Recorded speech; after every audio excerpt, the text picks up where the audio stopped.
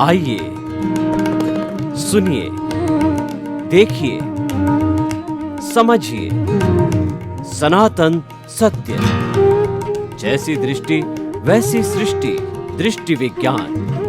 कुदरत, कुदरती रचना एवं कुदरत के कानून से शाश्वत सुख की प्राप्ति। जोधपुर के परम पूज्य महात्मा उपासक प्रोफेसर डॉक्टर सोहन राज तातेड़ के निर्देशन में सनातन सत्य। जैसी दृष्टि वैसी सृष्टि, दृष्टि विज्ञान।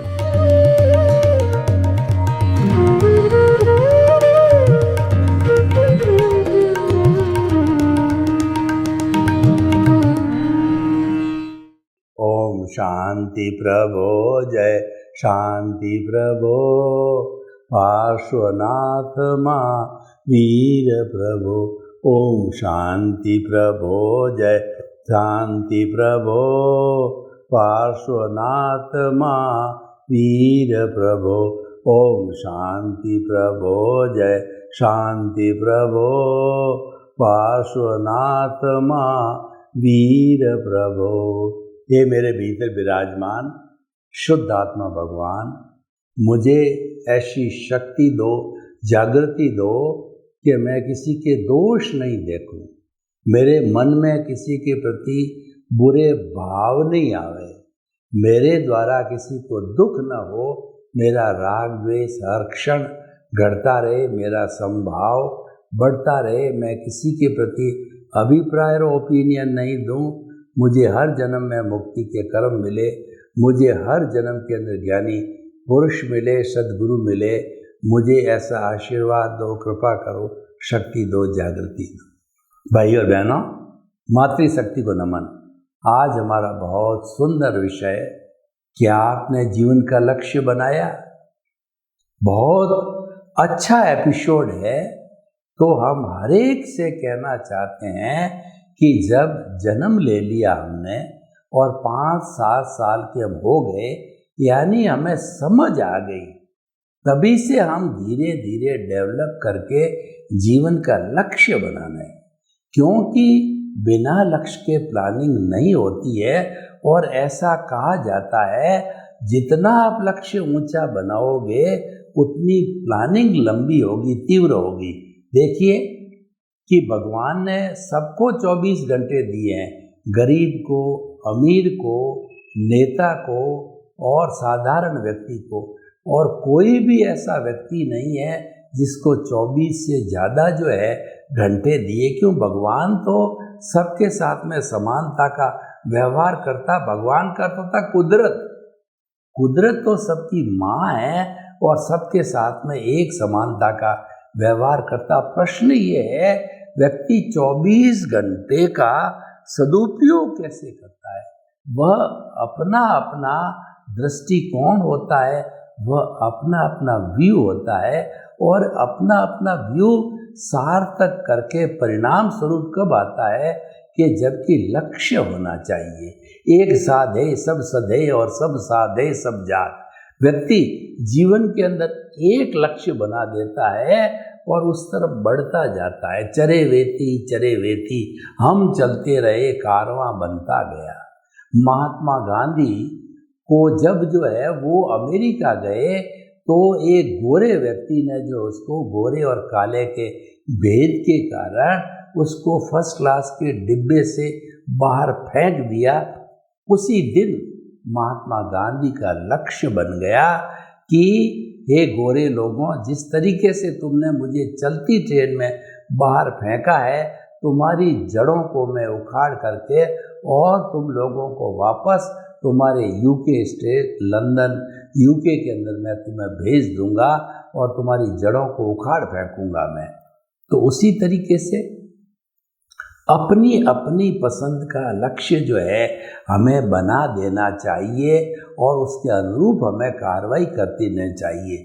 और देखिए, व्यक्ति को जीवन में बार बार लक्ष्य नहीं बदलना चाहिए। मान लीजिए कि हम जो है अभी इतने मैच्योर नहीं हुए हैं कि हम लक्ष्य बना सके, परंतु एक बच्चा अल्टीमेटली शिक्षा की दृष्टि से बात करें, जब 11th क्लास में आता है तब तो उसको लक्ष्य बनाना ही पड़ता है, क्योंकि जो हमारी शिक्षा, जो स्कूली एजुकेशन है, वो मोटे मोटे देखिए science mathematics, science biology, commerce और आर्ट्स, इन 4 भागों के अंदर बटी हुई है। तो इन 4 भागों में हमारे जो दिलचस्पी की चीज़ होती है उसकी पढ़ाई हमें चालू करना है कि मुझे इंजीनियर बनना है, डॉक्टर बनना है, कि चार्टर्ड अकाउंटेंट बनना है, MBA बनना है, म्यूजिशियन बनना है, कि नेता बनना है, मुझे संत बनना है, प्रवचनकार बनना है, और या मुझे नर्स बनना है या डॉक्टर बनना है। कुछ न कुछ तो हमारे दिमाग में चल ही रहा होगा ना। तो उस चलने को अगर हम फेंट भी बनावें, क्योंकि वो हमारी प्राइमरी स्टेज होती है, लेकिन वो हमारा फेंट लक्ष्य भी जो है उस समय तो बनना प्रारंभ होना चाहिए। देखिए, एक बच्चा 11th क्लास के अंदर उसका इंटरेस्ट तो जो है वो डॉक्टरी के अंदर है, फिर वो साइंस मैथमेटिक्स ले लेता है, 11 पढ़ लेता है, 12 पढ़ लेता है, और IIT की तैयारी भी कर लेता है। IIT के अंदर वो जो है पास भी हो जाता है, फिर सोचता है यार मैंने तो ये गलती कर दी, तो अब इतनी वापस पढ़ाई तो होनी संभव नहीं है, और करने वाले करते भी हैं करेक्शन देने के लिए, लेकिन वो समय निकल जाता है। इसीलिए अपने भीतर की जो प्रतिभा है, अपने भीतर का इंटरेस्ट तो हम खुद ज़्यादा जानते हैं।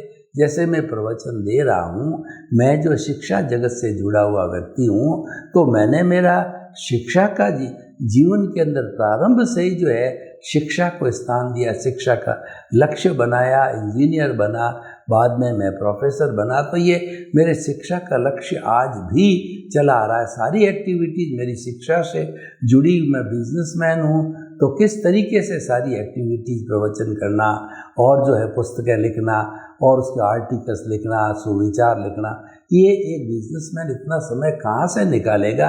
क्योंकि आज का युग कंपटीशन का युग है। हर चीज़ के अंदर व्यक्ति को अपडेटेड रहना पड़ता है, और जो नए नए जो है आविष्कार कहिए, नई टेक्नोलॉजी कहिए, या नई बातें आती वो सीखनी पड़ती है, उसके ऊपर कार्य करना पड़ता है। और जब वो कार्य हो जाता है, हम तभी पारंगत बन पाते हैं। चाहे डॉक्टर, इंजीनियर, बिजनेसमैन, कोई भी हो, अपनी अपनी लाइन के बारे में अपडेट होना बहुत जरूरी, क्योंकि टेक्नोलॉजी बदल गई और एवरीडे न्यू टेक्नोलॉजी आ रही है, उसका हम फ़ायदा उठा सकते हैं।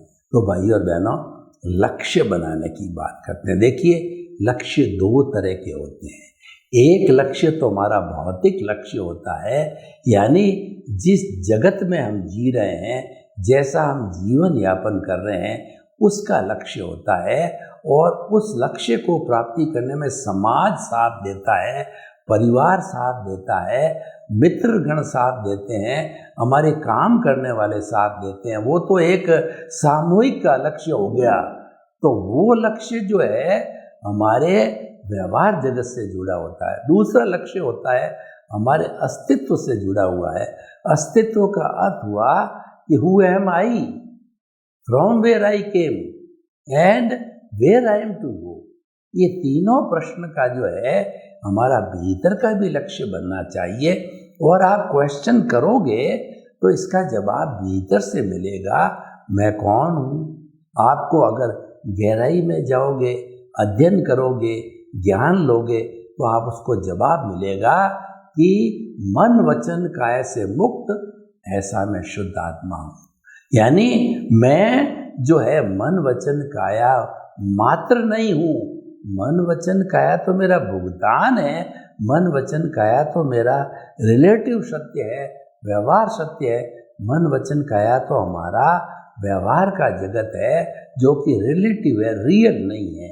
दूसरा, मैं कहाँ से आया हूँ, मैं इंसान बन के आया हूँ, तो निश्चित मान के चलिए कि जिसका वर्तमान अच्छा है, इसका मतलब फ्यूचर अच्छा रहा ही होगा। पुराने ज़माने में मैं सरल व्यक्ति, प्रकृति का इंसान, आचार्य, साधु या भला इंसान था, तो वैसी भावना भाई, और फिर मैं मनुष्य बन गया। और मुझे कहाँ जाना है, अब आप लक्ष्य बना लीजिए। Here lies the turning point, कि आप पिछले जन्म में मनुष्य थे, इस जन्म में मनुष्य है।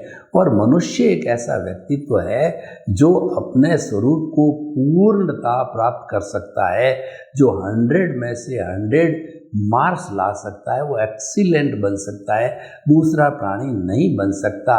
100 में से 100 मार्क्स लाने का अर्थ यह है कि आपके साथ जितनी अज्ञानता है उसको आप समाप्त कर दो, तो पीछे आपका स्वरूप रहेगा I minus my is equal to pure soul, I plus my is equal to impure soul. जो आज हैं हम, इस इम्प्योर सोल के होने के कारण माई जुड़ा हुआ है, my body, my father, my mother, my wealth, my property, my plot, my house, और जो है मैं बड़ा लेखक, इंजीनियर, डॉक्टर, चार्टर्ड अकाउंटेंट, मैं मेरा से जुड़ा होने के कारण, वो अज्ञानता के कारण ये संसार खड़ा है, जन्म जन्मांतर से चल रहा है। लेकिन अब लक्ष्य बनाना है।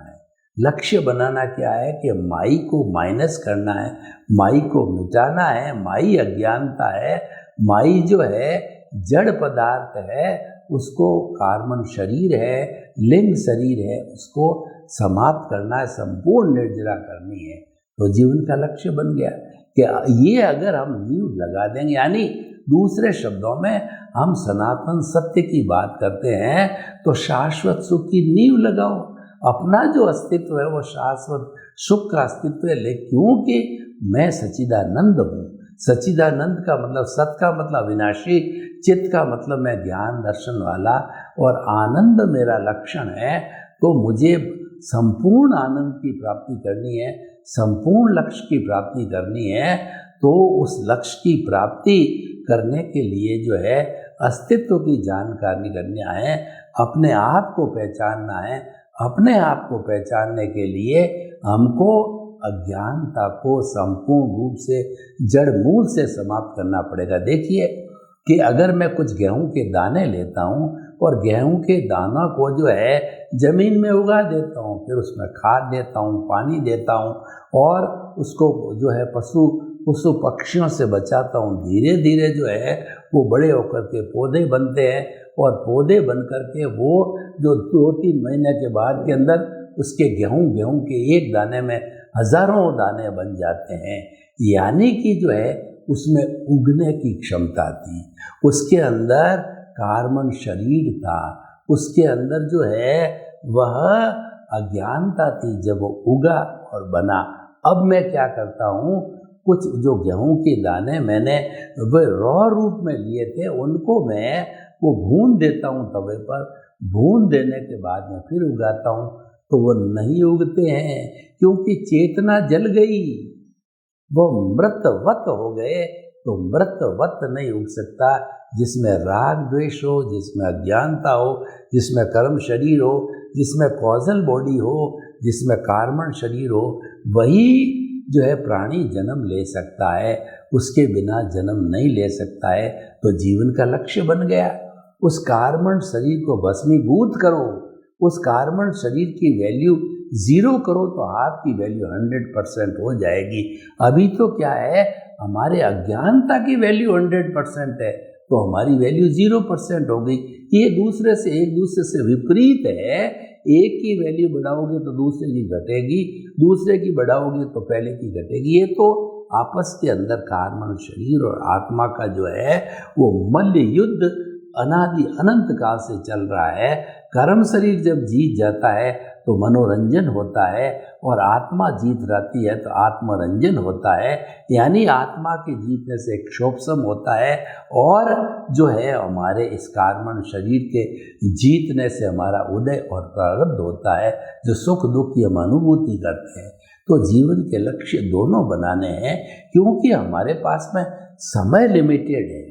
दिन में जैसे 24 घंटे का है, तो हमको पता नहीं कि हमारा आयुष्य कितना है, और अलग अगले जन्म के अंदर ये जो मानव जीवन रूपी चिंतामणि रत्न कहिए, ये जो है हमारा पारसमणि कहिए, ये नंदन वन कहिए, ये कामधेनु कहिए, ये कल्प वृक्ष कहिए, ये वैतरणी नदी कहिए, ये बार बार नहीं मिलती है। क्यों? अमूल्य रत्न है। अमूल्य रत्न बार बार नहीं मिलता, जब भी उसका नाम मूल्य है, उसका नाम अमूल्य है। तो आप बिना कुछ समय गंवाते अपने जीवन का लक्ष्य बना दीजिए। हम आपको ये नहीं कहते हैं कि आपके बाह्य जगत का लक्ष्य बनाओ, अरे वो तो लक्ष्य लेकर के आया हूं। वो जो आप कहते हो मुझे बाह्य जीवन का लक्ष्य बनाना है, वह तो हमारी भ्रांति है, वो तो हमारी अज्ञानता है। क्योंकि वो तो हम साथ में जब जन्मे हैं तो साथ में लेके आए हैं। किस रूप में लेके आए हैं? वो हम मन वचन काया की चार्ज बैटरियों के रूप में लेकर के आए हैं, हम स्क्रिप्ट के रूप में लेके आए हैं। हम जो है जितना बस जिएंगे उतने साल की फिल्म, मान लीजिए रूपक के रूप में 2 घंटे 2.5 घंटे 3 घंटे की फिल्म पिछले जन्म से बना के लेके आए हैं। वो तो मात्र खुलती रहेगी। जैसे थिएटर में फिल्म चलती है तो जो फिल्म जब फिल्माई जाती है तो उसमें कितना परिश्रम होता है कि जो डायरेक्टर होता है वो बार बार जो हीरो को, हीरोइन को, विलियन को, अन्य को इंस्ट्रक्शन देता है कि नहीं, कट कट कट, इसका मतलब सही नहीं बोला गया, एक्टिंग सही नहीं हो गई।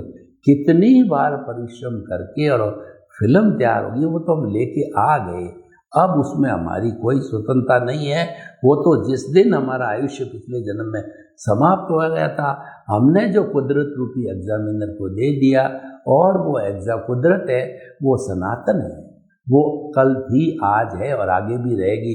कुदरत में कोई भी परिवर्तन नहीं आता, लेकिन वो पौद्गलिक है, वो जड़ है। चेतना में भी कोई परिवर्तन नहीं आता, वो चेतन तत्व है। और पुद्गल क्या बदलता रहता है, यानी हमारी प्रकृति कहिए या कुदरत कहिए, इसमें परिवर्तन होता रहता है, चेतन में परिवर्तन नहीं होता। इसीलिए कहा गया है हर क्षण हर वस्तु बदलती है, जो संचरण करता है वो संसार कहलाता है। तो भाइयों और बहनों, आप समझे होंगे मेरी बात से कि एक तो बना बनाया रेडीमेड मिला है, एक बेटे को बाप की कमाई मिल गई क्योंकि उसने उस घर में जन्म लिया है, उसकी तो मौज मजा मस्ती हो गई। तो ये तो हम अच्छा बुरा लेके आए, करेक्शन की कोई गुंजाइश नहीं है। तो अब सवाल ये है कि जिसमें आपकी चेतना, जो जिसके अंदर आपका भीतर का जो, जिसमें आप 100% जो है स्वतंत्र हो, बाहर के जगत में तो आप 100% स्वतंत्र हो, तो उसमें क्या दिमाग लगाना है, वो तो ऑटोमेटिकली लेके आया है। ये तो अलग है, मैं अलग हूँ, ये तो पिछले जन्म के कर्म के भुगतान के लिए शरीर मिला है। मैं तो शरीर नहीं हूँ, मैं तो मन वचन काया से मुक्त, ऐसा मैं शुद्ध आत्मा हूँ। शरीर है ये मन वचन काया तथा उससे जुड़ी हुई हर अवस्था, जन्म से मृत्यु के बीच की कोई भी अवस्था, श्वास लेना, खाना पीना, उठना बैठना है, वो अवस्था मात्र कुदरती वो रचना, उसको चलाने वाली कुदरत है। आप उसमें कुछ भी चेंज नहीं कर सकते, और वो व्यवस्थित है। व्यवस्थित मतलब फिक्स है।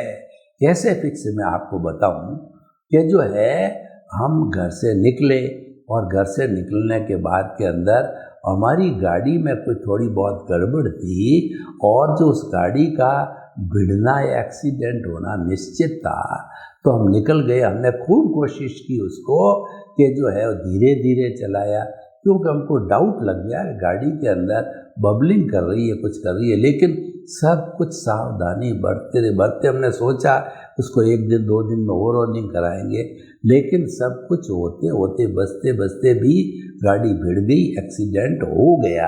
होने के बाद उसको व्यवस्थित करो, पहले व्यवस्थित नहीं करना है। जो घटना घटित हो जाती है उसको व्यवस्थित करो। हमारा बहुत प्रिय व्यक्ति है, वो बीमार चलता है, उसको सब तरह की टेस्टिंग करा दी, और अच्छे से अच्छे डॉक्टर लोगों को दिखा दिया, अच्छे से ट्रीटमेंट कर ली, पर उसका आयुष्य समाप्त होने वाला। वो नियत था, वो फिक्स था, आप उसको रोक नहीं सकते हो। तो जब वो व्यक्ति चला जाता है तब हुआ सो व्यवस्थित कहलाता है।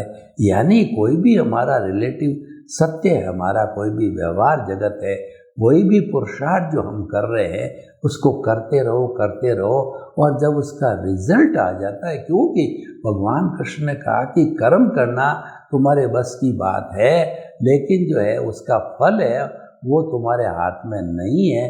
वो तो जैसी कुदरत फल देगी, और कुदरत भी कभी अन्याय नहीं करती है, वो तो हुआ सो न्याय, हमेशा न्याय करती है।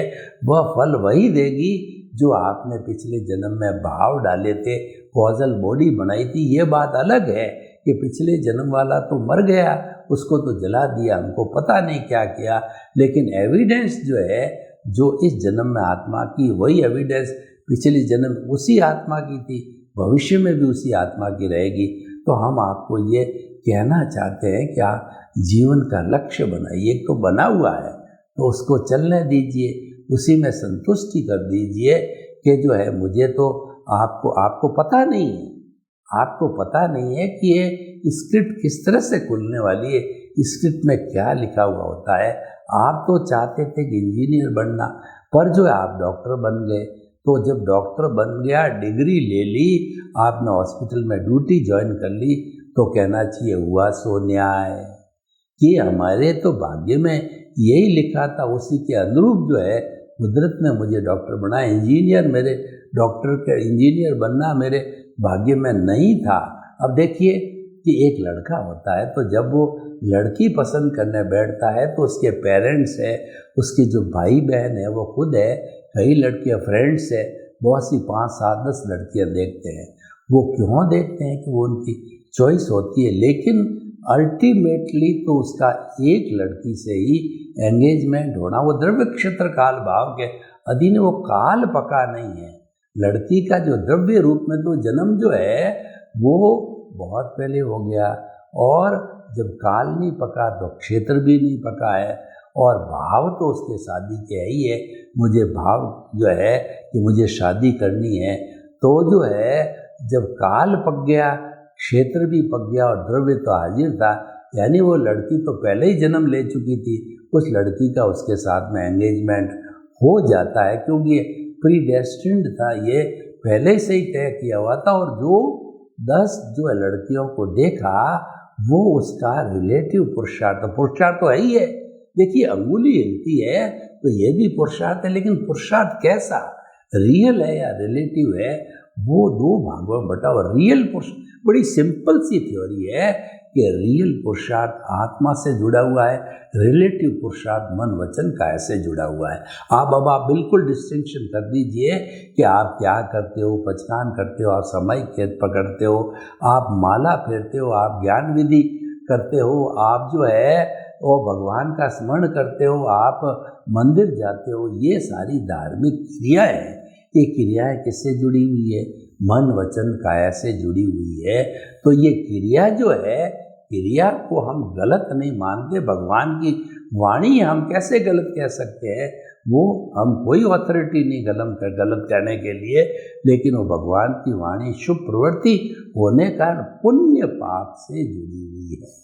लेकिन जो है हम जो आत्मा की बात करते हैं, रियल, अब मैं रियल ट्रुथ पे आता हूँ। रियल ट्रुथ में जब आत्मा की बात करते हैं, आत्मा की भजना करते हैं, मन वचन कैसे मुक्त, ऐसा मैं शुद्ध आत्मा हूँ, हर श्वास के लेने और निकालने के साथ में बोलते हैं, और मानसिक रूप से बोलते हैं कि मैं तो शुद्ध आत्मा हूँ, शुद्ध आत्मा हूँ, शुद्ध आत्मा हूँ। हरि अनंत, हरि कथा अनंत।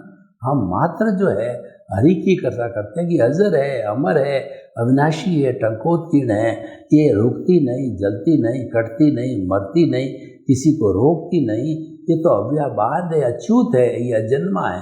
यानी इसके गुणों की भजना करते रहो, कई जन्मों तक भी जो है हमारे हरि के, प्रभु के गुण पूरे नहीं होते हैं। तो जब ये हम भजना करते हैं, इसमें जो पुण्य बनता है वो गति में घुमाने वाला नहीं है, वह पुण्य मोक्ष के लायक और सहायक है। पुण्य के बिना तो कुछ होता ही नहीं है। देखिए पाप में तो क्या होता है कि व्यक्ति दुख भुगतता है, और पुण्य से हमको सुख मिलता है। तो मोक्ष तो सबसे बड़ा सुख है, वहाँ तक जाने के लिए भी हमको पुण्य की आवश्यकता होगी। वहाँ पे जब आत्मा 14वें गुण स्थान के अंदर सिद्ध बुद्ध मुक्त बनती है, तो वह भी जो सिद्ध शिला तक जाती है वो तो पुण्य के साथ जाती है। लेकिन पुण्य कैसा है, वो मोक्ष के लायक और सहायक है, और मन वचन की क्रिया से जुड़ा हुआ, शुभ प्रवृत्ति के साथ जुड़ा हुआ जो पुण्य है, वो हमको जो है अच्छी गति देने वाला है। वो हमको अच्छी गति, मतलब मनुष्य और देव गति में ले जाने वाला है। मनुष्य तो मान लिया 100-150 साल का भव होगा, लेकिन देव गति के अंदर आप देखिए कि मिनिमम 10,000 मैक्सिमम 33 शाग रूपम, कैसे आप 26 जो है वो देवलोक है, तो कौन से देवलोकों का आपने जो है वो आयुष्य जो है वो भाव डाले हैं, आयुष्य की प्रतिष्ठा की है, उसके अनुसार आपका आयुष्य का बंद होता है। तो भाई और बहनों, इतना समय जब इसमें लग जाता है तो क्या आप अफोर्डेबल हो क्या? अब आप क्या है कि बहुत बड़े एरिस्टोक्रेट हो, बिजनेसमैन हो, या कहना चाहिए बहुत बड़े मैनेजर हो, आपके एक एक मिनट की वैल्यू है। तो मैं आपको कहना चाहूँगा कि आप जो है पैसेंजर ट्रेन, एक्सप्रेस ट्रेन, बस या आपकी खुद की गाड़ी से जाना पसंद करोगे? आप कभी नहीं करोगे। आप तो सीधी फ्लाइट पकड़ोगे और 1-2 घंटे में गंतव्य तक पहुंच जाओगे। क्यों आप जो है 24 घंटे या 36 घंटे लगाओगे? कभी नहीं लगाओगे। तो जो मुमुक्षु होता है, जो मोक्ष जाना चाहता है, जो इस जन्म से छूटना चाहता है, सुख दुख की तराजू से बाहर निकलना चाहता है, शाश्वत सुख को प्राप्त करना चाहता है, तो वो तो सनातन सत्य को प्राप्त करेगा। और सनातन सत्य कुदरत चेतना और कुदरत के कानून पर आधारित है। तो वह तो सनातन सत्य है, वो आपके मुक्ति की नींव लगाएगा, शाश्वत सुख की नींव इसी जन्म में लगाएगा। तो वो वेट क्यों करेगा? वो वेट नहीं करना चाहेगा। तो इसीलिए जो है वो वेट नहीं करना चाहेगा। तो सीधा ही है, आप अपने स्वरूप जो है आत्मा की तरफ जाइए। तो वह हमारी आत्मा का चिंतन करना, वो समझ को खुला करना है, वो चेतना का चिंतन है। और तो वहाँ हमें जो है हम सीधे मुक्ति को जल्दी जा सकते हैं। तो भाइयों और बहनों, बहुत सुंदर विषय है कि आप अपने जीवन के लक्ष्य को बनाइए, और लक्ष्य को आपको बनाने से बहुत ही सुंदर जीवन होगा, व्यवस्थित जीवन होगा। और कभी भी आप जीवन में बोरियत फील नहीं करेंगे कि अब मैं क्या करूं। कई लोगों के सामने लक्ष्य नहीं होता है तो वो कहते हैं हम रिटायर हो गए, हम क्या करें, जैसे तैसे करके, ताश खेल करके, गप्पे मार करके, सो करके टाइम पास कर रहे हैं। और जिसका लक्ष्य बना हुआ होगा वो कभी शब्द ये नहीं बोलेगा कि मैं टाइम पास कर रहा हूँ, क्योंकि उसके तो लक्ष्य को पूरा करने में 24 घंटे भी कम पड़ते हैं। वो तो स्वाध्याय करेगा और वह जो है प्रभु भक्ति करेगा। वो तो हर श्वास के साथ में मन वचन काया से मुक्त, ऐसा मैं शुद्ध आत्मा हूँ। सांस लिया, मन वचन काया से मुक्त, सांस छोड़ा, ऐसा मैं शुद्ध आत्मा हूँ। और दूसरा, कोई भी हमारा जो है वो जड़ का चिंतन आया, कोई भी जो है हमारा जो है कहना चाहिए व्यवहार रिलेटिव सत्य से जुड़ने का आया, व्यवहार सत्य से जुड़ने का मौका आया कि मेरे शरीर के अंदर दर्द हो रहा है, मेरे घाटा जा रहा है, कोई विषय आ गया, कोई विकार आ गया, तो वो बोलेगा स्वाहा। जैसा अग्नि के अंदर हम यज्ञ करते हैं और जो है सुगंधित सामग्री डाल करके स्वाहा बोलते हैं, तो स्वाहा बोलेगा। इसका मतलब ये हुआ कि भौतिक चीज़ का स्वाहा है जड़ का, और चेतन तत्व स्वागत योग्य है। तो वह चेतन के अकाउंट को बढ़ाता जाएगा, और जो बढ़ाया जाएगा तो एक दिन लक्ष्य की स्वरूप की अवश्य जानकारी करेगा। सर्वे भवन्तु सुखिनः, सर्वे सन्तु निरामया, लोक के सब जीवों को सुख मिले, शांति मिले, आनंद मिले, प्रेम मिले, सौहार्द होए, और सब हम अपने स्वरूप को, शाश्वत स्वरूप को प्राप्त करें, उसका लक्ष्य बने। आपके प्रति मंगल।